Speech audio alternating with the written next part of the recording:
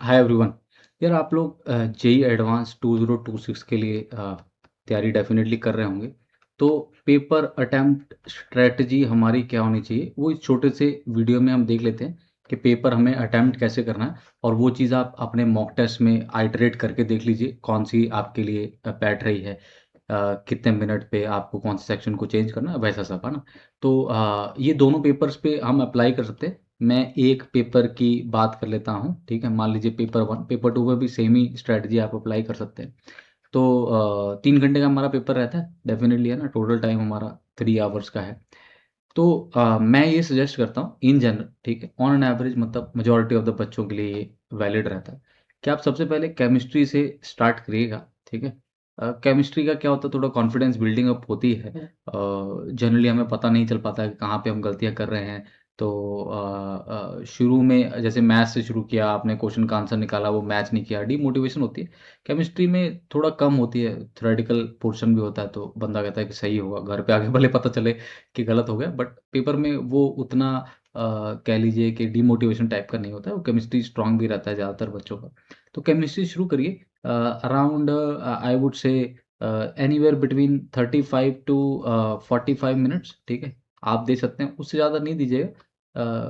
Basically अगर आपका physics और मैथ्स पे अच्छा खासा कमांड है और केमिस्ट्री पे भी है, तो आपको केमिस्ट्री जल्दी ख़त्म करना चाहिए ताकि ज़्यादा टाइम फिजिक्स और मैथ्स के लिए बच पाए। लेकिन अगर उन पे कमांड उतना ज़्यादा नहीं है और केमिस्ट्री में थोड़ा बहुत है, मतलब आप लो रैंक्स को थोड़ा टारगेट कर रहे हैं, 6000 7000 8000 रैंक को, तो आप केमिस्ट्री के टाइम को पहले राउंड में थोड़ा बढ़ा सकते हैं, 45 तक रख सकते हैं। बट अगर आप हायर रैंक्स में जाना चाहते हैं तो आपको फिजिक्स और मैथ्स के लिए समय बचाना होगा।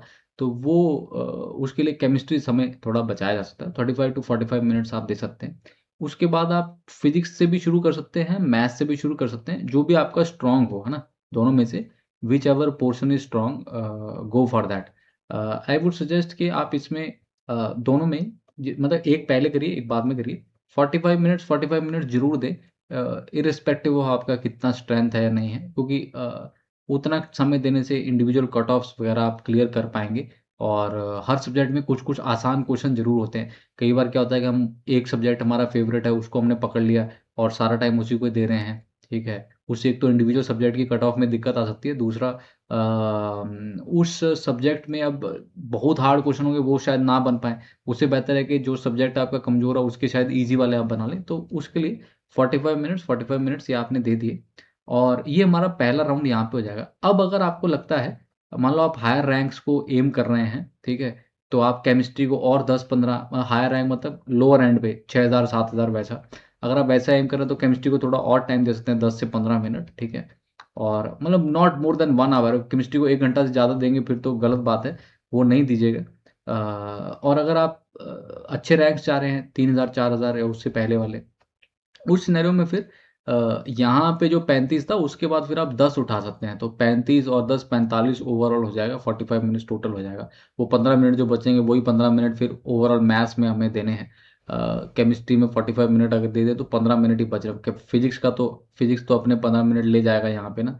तो यहाँ पे आपके लेट सपोज फिजिक्स के 15 मिनट हो गए और बाकी का जो टाइम है आपका तकरीबन 30 मिनट्स वो आपका मैथ्स का हो गया। ये एक आइडियल है, बट इसको आप चेंज भी कर सकते हैं अपने हिसाब से। किसी का फिजिक्स स्ट्रांग होता है, मैथ्स वीक होता है, तो फिर आप मैथ्स को 15 मिनट और फिजिक्स को 30 मिनट कर सकते हैं। That you can interchange. या फिर किसी का कोई एक सब्जेक्ट दोनों में से बिल्कुल ही कमजोर है, तो फिर वो वाले 15 मिनट भी वो केमिस्ट्री और मैथ्स में एडजस्ट कर सकता है। बेसिकली ये चीज़ जो है ये डायनेमिक होगी कि आपकी स्ट्रेंथ और वीकनेसेस कितनी हैं और पेपर में किस हिसाब से क्वेश्चंस आए हैं, आप किस सेक्शन के क्वेश्चन और बना पाएंगे। बेसिकली ये आपको ऑप्टिमाइज करना पड़ेगा। ये आप मॉक टेस्ट में एनालाइज कर सकते हैं कुछ चीज़ें। बाकी जो पेपर वाला दिन होगा उस दिन तो फिर डिफरेंट चीज़ें होंगी ही, क्योंकि पेपर में कौन से क्वेश्चंस आए हैं, वो एरियाज आपके स्ट्रांग है कि नहीं है, वो आपको इस ड्यूरेशन में पता चल जाएगा। ये वाली ड्यूरेशन में आपने तकरीबन तकरीबन सारा पेपर देख लिया होगा, आपको आइडिया लग गया होगा कि कौन से सेक्शन में से और क्वेश्चन मैं बना सकता हूँ।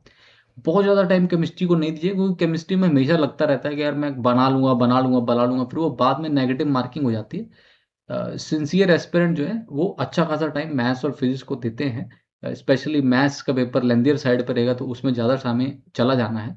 ओवरऑल स्कोर को ऑप्टिमाइज करिए, आप अपने फेवरेट सब्जेक्ट की ओर मत बढ़िएगा। ये देखिए कि मैं और 4 नंबर और 4 नंबर और 4 नंबर कैसे ला सकता हूँ। वो 3 नंबर, 4 नंबर, 3 नंबर, 4 नंबर हमें बढ़ाने हैं। एक-एक नंबर एडवांस में ज़्यादा कीमती होगा एज़ कम्पेयर टू द एक-एक नंबर जो मेंस में था ना, उसके कंपैरिज़न में ये बहुत 2 टाइम 3 टाइम्स इम्पोर्टेंट है, वो जो 1 मार्क स्कोर करना है। इसलिए नेगेटिव मार्किंग को बिल्कुल मिनिमल रखिएगा। मैथ जैसे सब्जेक्ट में, फिज़िक्स जैसे सब्जेक्ट में तो होनी ही नहीं चाहिए। केमिस्ट्री में थोड़ी बहुत चल जाती है, लेकिन मैथ, फिज़िक्स में नेगेटिव मार्किंग बिल्कुल भी नहीं होनी चाहिए, ठीक है? और पिछले साल के थोड़े जो कट ऑफ्स हैं, उसको नज़र में लेके चलिएगा। मान लीजिए आपके पेपर में आप 10-10 नंबर का ही पेपर अटेम्प्ट कर रहे हैं। अब फिर यार ये तो बहुत कम है, इसमें तो वैसे भी नहीं आपका होने वाला। तो go for a higher attempt, थोड़े फिर गैस ही कर लेना और तो क्या है ना। मतलब हालाँकि गैस नहीं करनी चाहिए, बट ये बहुत ही कम अटेम्प्ट हो जाएगा। मान लो आप जनरल कैटेगरी से कर रहे हो, 10 नंबर का अटेम्प्ट थोड़ी करके आएँगे पेपर। तो यू विल हैव टू सी, है ना? मतलब बहुत ही कम अटेम्प्ट नहीं होना चाहिए और बहुत ऐसे गैस भी नहीं करना है, तुक्के भी नहीं मार के आना है, वो सब नहीं करिएगा, ठीक है? एक डिसेंट अटेम्प्ट होना चाहिए बेस्ड ऑन आपके मॉक टेस्ट में कितने नंबर आ रहे हैं, वो एक आपको रीज़नेबल आइडिया दे देगा कि पेपर में आपको कितना अटेम्प्ट करना है। तो हर हफ्ते एक एडवांस पैटर्न पे 6 घंटे का, 3-3 घंटे का एग्ज़ैक्ट स्लॉट में टेस्ट देते रहिएगा। वो बहुत ज़रूरी है मॉक टेस्ट को देना। Every Sunday you have to give, कोई भी आपकी क्लास है, कुछ भी है, उसको स्किप करिए, ये टेस्ट दीजिए। वीकडेज़ में आपकी क्लासेस रहती हैं।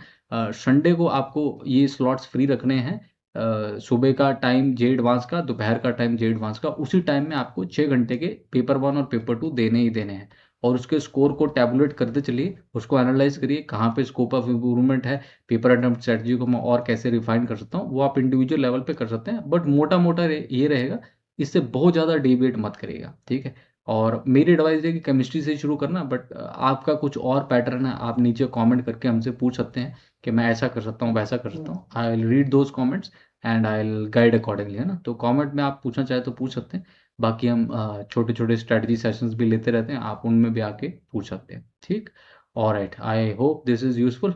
All the best.